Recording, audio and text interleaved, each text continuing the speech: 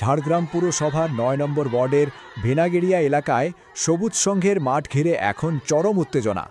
অভিযোগ, গত ১০-১৫ বছরে জাদুর মতো বারবার বদলে যাচ্ছে এই মাঠের মালিকানা। একের পর এক বহিরাগত এসে দাবি করছেন এই মাঠ আমার, কিন্তু রুখে দাঁড়ালেন স্থানীয় বাসিন্দারা। দেখুন আমাদের বিশেষ প্রতিবেদন। শুক্রবার সকাল হঠাৎই বেনাগেরিয়ার সবুজ সংঘের মাঠে হাজির কলকাতার এক বাসিন্দা। হাতে কিছু কাগজ আর সঙ্গে মাঠ ঘিরে ফেলা সরঞ্জাম। দাবি, এই জমির মালিক তিনি, কিন্তু খবর ছড়াতেই গর্জে ওঠে গোটা এলাকা। স্থানীয়দের তুমুল বাধায় শেষ পর্যন্ত পিছু হটতে বাধ্য হন ওই ব্যক্তি। তবে এই প্রথম নয়, স্থানীয়দের দাবি গত ১০ বছরে এমন বহু মালিক এসেছেন আর ফিরে গেছেন। এলাকাবাসীর কাছে এই মাঠ শুধু এক টুকরো জমি নয়, এ যেন এলাকার ফুসফুস। ছোটদের খেলাধুলো থেকে শুরু করে এলাকার যাবতীয় অনুষ্ঠান ভরসা এই সবুজ সংঘের মাঠ। প্রমোটারদের লোলভ দৃষ্টি থেকে মাঠ বাঁচাতে ২০১৭ সাল থেকে এক অভিনব পথ বেছে নিয়েছেন স্থানীয় মহিলারা। মাঠে শুরু হয়েছে দুর্গাপুজো। তাদের স্পষ্ট বার্তা, মাঠ আমরা ছাড়ব না। কিন্তু এখানেই দানা বেঁধেছে আসল রহস্য।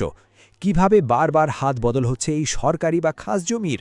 কোথা থেকে আসছে নতুন নতুন কাগজ? শুক্রবার যিনি মাঠ দখল করতে এসেছিলেন তিনি দাবি করেন তার কাছে পুলিশের পারমিশন এবং বিধায়ক লক্ষ্মীকান্ত সাউয়ের অনুমতি রয়েছে। কিন্তু স্থানীয়রা চ্যালেঞ্জ ছুটতেই ফাঁপা বেলুনের মতো চুপসে যায় সেই দাবি।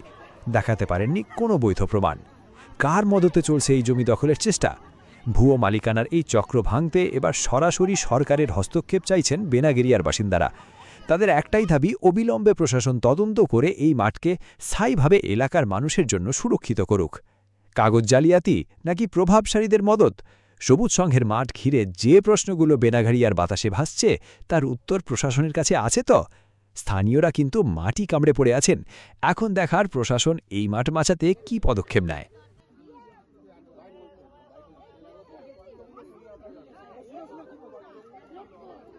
১০-১৫ বছর ধরে দেখছি নতুন নতুন মালিকানা চেঞ্জ হচ্ছে, নতুন নতুন মালিক আসছে। কেউ বলছে আমি দুর্গাপুর, কেউ বলছে আমি খড়গপুর, কেউ বহরমপুর, কে কলকাতা, কে খড়গপুর, এরকম নতুন নতুন মালিকানা চেঞ্জ হয়ে আসছে।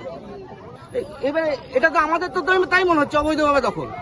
কেন মালিকানা কি প্রতি বছর বছর কারো হস্তান্তর হয়ে যায়? বিনা মাপঝোক করে মালিকানা চেঞ্জ হয়ে যায়।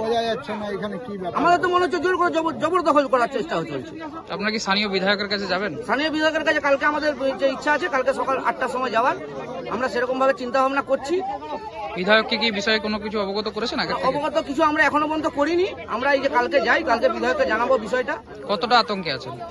আতঙ্ক বলতে যে আমাদের মাঠটা দখল হয়ে যাবে, আমাদের বাচ্চা কাচ্চা কোথায় খেলবে, আমাদের পুজো কোথায় হবে, আমাদের কালচারাল প্রোগ্রাম কোথায় হবে? আমাদের তাহলে বাইরের জায়গায় গিয়ে করতে হবে না?